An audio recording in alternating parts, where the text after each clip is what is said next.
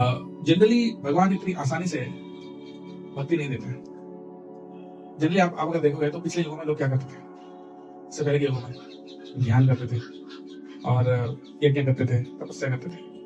हाँ, योगी योगी क्या करते हैं? ध्यान करते हैं। हाँ? योगियों का काम है ध्यान करना, ज्ञानियों का काम है शास्त्र पढ़ना और संसार को छोड़ देना, संसार से दूर होना। वो जंगलों में जाते थे, जंगलों में, गुफाओं में, पहाड़ों में, वहां जाके तपस्या करते थे, ध्यान करते थे। अभी भी कुछ लोग करते हैं। सो ये योगी, तपस्वी, ज्ञानी, ऋषि, मुनि, ये लोग, और वो बहुत लंबे समय से ये सब साधना करते हैं और काफी लंबे समय से ये साधना करते हुए भी बहुत मुश्किल से उनका मन में ध्यान में लग पाता है। राइट, बहुत मुश्किल से ध्यान में लग पाता है। सो इतने मुश्किल से ध्यान में लगाने के बाद भी मन वहां से भटक जाता है। तो जी बहुत फेमस उदाहरण देते हैं, कौन सा? विश्वामित्र। विश्वामित्र मुनि ने कितने समय ध्यान किया? 60,000 साल। 60,000 साल। 60,000 साल का ध्यान करने के बाद फिर मेनका को भेजा इंद्र ने। तो मेनका डांस कर रही थी उनके पैरों के घुंघरू की आवाज से। उनके मतलब सारे आंख में तो बंद है लेकिन कानों से आवाज आ रही थी। उससे वो उनके माइंड डिस्टर्ब हुआ, फिर वो जाके आंख खोल के देख लेते हैं एंड उसके बाद और डाउन देते हैं। उसी प्रकार से एक और एग्जांपल कौन सा देते हैं? सौभरी मुनि। सौभरी मुनि का एग्जांपल कौन सा? 2 मछलियों को एंजॉय करते हुए देखा तो उसका माइंड क्या हुआ? डिस्टर्ब हुआ। तो इतना मुश्किल से ध्यान करते हैं, बहुत मुश्किल से अपने माइंड को कंट्रोल करके संभाल रहे हैं, लेकिन माइंड फिर भी भटक जाता है। कितना मुश्किल है, लेकिन वही ध्यान बहुत आसानी से चैतन्य महाप्रभु की कृपा से हमको मिला है। अभी जो भक्ति के मार्ग में रहते हैं, विशेष करके भक्ति में भी कई प्रकार के हैं। एक तो भक्ति के मार्ग में जो रहते हैं उनके लिए बहुत आसान है माइंड को भगवान पे लगाना। जो योगियों के लिए, ज्ञानियों के लिए, ऋषियों के लिए, तपस्वियों के लिए जो बहुत मुश्किल है वो बहुत आसानी से हो जाता है भक्ति के मार्ग में। तो इतने हजारों साल की तपस्या में भी वो माइंड को कंट्रोल नहीं कर पाए। लेकिन उसके विपरीत हरिदास ठाकुर भक्त थे और एक वेश्या आई थी उनको टेस्ट करने के लिए। 3 रात उनको सेड्यूस करने के लिए प्रयास करें, लेकिन वो तो विचलित नहीं हुए, लेकिन वो खुद चेंज हो गए, बड़ी बड़ी हो गई। भक्ति का मार्ग आपको बहुत आसानी से वो जो समाधि का स्थिति जो है वो आपको प्राप्त करवाता है। लेकिन वो समाधि का स्थिति, समाधि का मतलब क्या होता है? Fixed mind. प्रभुपाद जी बोलते हैं जब आपका माइंड इतना फिक्स हो जाता है कि आपको खुद ही अवेयरनेस नहीं रहता है कि आप कहाँ हो और क्या कर रहे हो। राइट, इसको बोलते हैं क्या? समाधि। It is due to absorption in the holy name. Right, तो योगियों का जो समाधि है, योगियों के लिए समाधि हाईएस्ट है। लाइक 8 सीढ़ी होते हैं उनके। कौन से? यम, नियम, आसन, प्राणायाम, प्रत्याहार, धारणा, ध्यान और समाधि। तो दिस इज द लैडर। उस लैडर में जो टॉप मोस्ट क्या है? समाधि। राइट, तो मतलब उनके हिसाब से समाधि, तो अगर माइंड फिक्स हो गया है, ध्यान में टूटता नहीं और एकदम फिक्स हो गया, तो मतलब वो हाईएस्ट लेवल है। लेकिन भक्ति का मार्ग जो है उससे भी काफी आगे जाता है। समाधि मतलब फिक्स्ड माइंड, माइंड फिक्स हो जाएगा भगवान पर। तो वो जो फिक्स्ड माइंड है वो तो भक्ति मार्ग में इवन रुचि और आसक्ति के लेवल पर ही मिल जाती है। भक्ति में 9 सीढ़ी है। कौन से? कौन जानते हैं? श्रद्धा, साधु संग, भजन क्रिया, चौथा अनंत निवृत्ति, निष्ठा, रुचि, आसक्ति, भाव और प्रेम। ये लेवल से।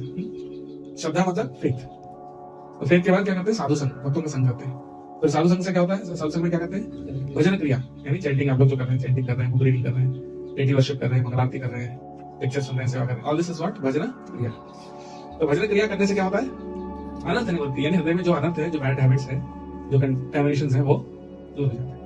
और अनंत निवृत्ति के बाद निष्ठा। निष्ठा का मतलब होता है स्टेडीनेस। स्टेडीनेस मतलब वो ऐसा नहीं कि एक दिन अच्छा हो रहा है, एक दिन खराब हो रहा है, ऐसा नहीं। मतलब एकदम स्टेडी आप कर पा रहे हैं। दैट इज कॉल्ड निष्ठा। और निष्ठा के बाद क्या होती है? रुचि, यानी टेस्ट आता है। भगवान का नाम में टेस्ट आता है। और रुचि के बाद आसक्ति होता है, अटैचमेंट। आसक्ति से फीलिंग स्टार्ट हो जाती है। भगवान के प्रति फीलिंग स्टार्ट हो जाती है। और जैसे आसक्ति स्टार्ट होती है, उसी स्टेज पर क्या हो जाता है? माइंड समाधि में आ जाता है। तो समाधि इज अचीव्ड इवन एट आसक्ति। पर समाधि के बाद क्या होता है? मतलब फिक्स माइंड, भगवान का फिक्स माइंड तो हो गया, लेकिन फिक्स माइंड होने के बाद फिर उसमें जो इमोशंस है वो और ज्यादा स्ट्रॉन्ग और स्ट्रॉन्गर होते जाते हैं। तो आसक्ति से और स्ट्रॉन्ग होता है वो है भाव, और भाव से भी हजारों गुना ज्यादा स्ट्रॉन्ग होता है प्रेम। सो दैट इज हाउ ये अलग अलग स्टेजेस में प्रोग्रेशन होती है। सो जनरली योगियों के लिए भी जो मुश्किल है वो बहुत आसानी से भक्तों के लिए मिल रहा है। जनरली भगवान मुक्ति भी देते हैं। मुक्ति ददाति कर्हिचित् स्मर भक्ति हो। भगवान बहुत आसानी से मुक्ति भी प्रदान कर देते हैं, लेकिन भक्ति नहीं प्रदान करते हैं। क्यों? इसका कारण क्या है? मुक्ति देते हैं लेकिन भक्ति क्यों नहीं देते? बिकॉज उसमें भगवान खुद भक्तों के कंट्रोल में चले जाते हैं, इसलिए। हाँ, कोई व्यक्ति अपने आप को किसी के कंट्रोल में रखना नहीं चाहता, भगवान भी नहीं चाहता, तो इसलिए भगवान इतने इजीली भक्ति देते नहीं किसी। और भक्ति तो देते नहीं है, और उसमें भी विशेष करके जो ब्रजवासियों की जो भक्ति है, ब्रजवासियों का जो प्रेम है, तो और भी बहुत ऊंचे कोटि की है। इट्स हाईएस्ट टाइप ऑफ भक्ति जो जनरली किसी को दिया नहीं जाता है, और वो सबसे रेयरेस्ट टाइप ऑफ भक्ति ही नहीं देते हैं इतनी इजीली। और भक्ति में भी सबसे रेयरेस्ट टाइप है जो रागानुगा। भक्ति दो प्रकार की होती है, एक वैधि और एक रागानुगा। वैधि भक्ति मतलब जो रूल्स एंड रेगुलेशंस के अनुसार फॉलो करते हैं भक्ति, विशेष करके जो लक्ष्मी नारायण की पूजा करते हैं या भगवान के दूसरे रूपों की पूजा करते हैं, वो सब कौन सी भक्ति करते हैं? वैदिक भक्ति करते हैं। ड्यूटी समझकर, ड्यूटी के हिसाब से भक्ति करते हैं। उसमें मतलब एक ड्यूटी वाली फीलिंग रहता है, प्रेम भी रहता है लेकिन ड्यूटी वाली फीलिंग ज्यादा प्रॉब्लम है। वो एक प्रकार की भक्ति है। दूसरी प्रकार की भक्ति क्या है? रागानुगा भक्ति। रागानुगा मतलब स्पॉन्टेनियस मतलब प्रेम से, ड्यूटी समझ के नहीं बल्कि प्रेम से, नेचुरल प्रेम से भगवान को जो भक्ति करते हैं उसको बोलते हैं क्या? रागानुगा भक्ति। वैदिक भक्ति और रागानुगा भक्ति, ठीक है। तो वैदिक भक्ति भी जनरली इतनी इजीली नहीं देते हैं, और उसमें भी बहुत रेयर क्या है? रागानुगा भक्ति। हाँ, और रागानुगा भक्ति वाले और जल्दी अटेंशन को प्राप्त कर लेते हैं, मोर देन इवन वैदिक भक्तस। हाँ, बट फिर भी we are not attentive. Why? रागानुगा भक्ति मतलब रागानुगा भक्ति में अटेंशन बहुत जल्दी मिल जाती है, क्योंकि because there is natural attraction ना, नेचुरल अट्रैक्शन होने के कारण, नेचुरल अफेक्शन होने के कारण वो अटेंशन ऑटोमेटिकली इजीली भगवान पर लग जाता है। So but still we are not able to feel that. Sometimes कभी हम होपलेस हो जाते हैं, day after day, week after week, month after month, year after year. हम क्या करते हैं? कोशिश करते रहते हैं किसके लिए? अटेंशन के लिए। Sometimes decade after decade also for attention, but it appears that attention आ ही नहीं रही है। So sometimes we become hopeless, और होपलेस होकर हमको लगता है ये तो होने वाला नहीं, तो बहुत मुश्किल है। कभी आपको लगा ऐसा कि 16 माला पूरा फुल अटेंशन के साथ 108 मंत्र, 16 का 16 माला, 108 के 108 मंत्र फुल्ली आप सुन पाए? Did you feel that you can do it practically? Not after 10 letters, but anytime soon. आपको ऐसा लगा? यार ये तो होने वाला नहीं है, बहुत मुश्किल है, लगा नहीं? How do you feel? हाँ, बोलो, ऐसा लगता है ना? It's very difficult. So एक बुक पढ़ रहा था मैं सदाम महाराज का, उसमें लिखते हैं that you sometimes feel very hopeless, और hopeless feel करके हमको लगता है कि अरे कैसा होगा? Krishna says no, I see it differently. So the devotee says to Krishna, how do you see it? Krishna replies, have you heard the story of the sparrow and Garuda? किनकी में सुना है स्पैरो और गरुड़ा का स्टोरी? और बताना। So actually Narad मुनि भेजते हैं गरुड़ जी, अरे देखो तुम्हारे भाई को, बहन जो भी है। So therefore the point is that भगवान मदद करते हैं आपके सारे, the ocean of your efforts is a mere drop in front of the ocean of Krishna's mercy. Krishna की कृपा अगर एक ओशन है, तो आपके सारे एफर्ट्स के जितने लाइफलाइन जो एफर्ट्स डालेंगे वो सारे एफर्ट्स मिलकर एक बूंद है। लेकिन आपको लगता है हमने इतने बूंद खाली करे समुद्र से, समुद्र खाली हो ही नहीं रहे, तो होगा भी नहीं। लेकिन वो एफर्ट्स देख के भगवान कभी वो खुद आ जाते, खुद मदद करते, या उनका कोई रिप्रेजेंटेटिव को भेज देते हैं, और उनकी कृपा जैसी आपके लाइफ में आती है, immediately all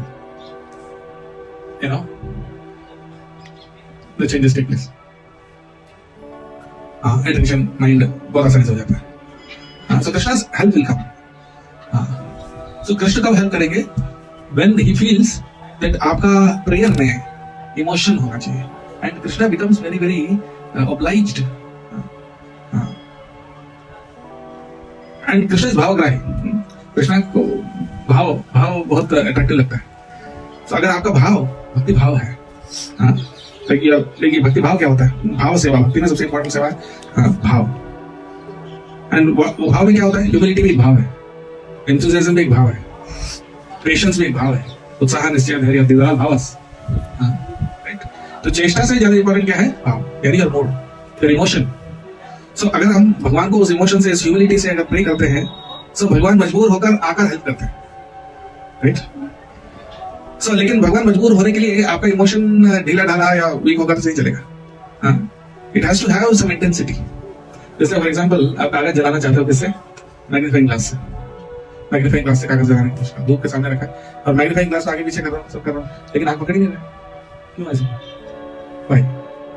So the point is that it is not intense enough. उससे जो रेज आते हैं वो इंटेंस नहीं है। मतलब वो जो आग पकड़ने का एक हीट पॉइंट रहता है, क्या बोलते हैं what is it called technically? Point. Ignition point reach नहीं करा, इसलिए नहीं आग पकड़ रही। अब धूप में कागज ऐसे को पकड़ता है क्या? नहीं। So point is for Krishna's mercy to come, your bhava should reach the ignition point. Ignition point reach नहीं करे। So therefore Krishna is saying ठीक है आप आराम से करते रहो, मैं भी आराम से बैठा रहूँ।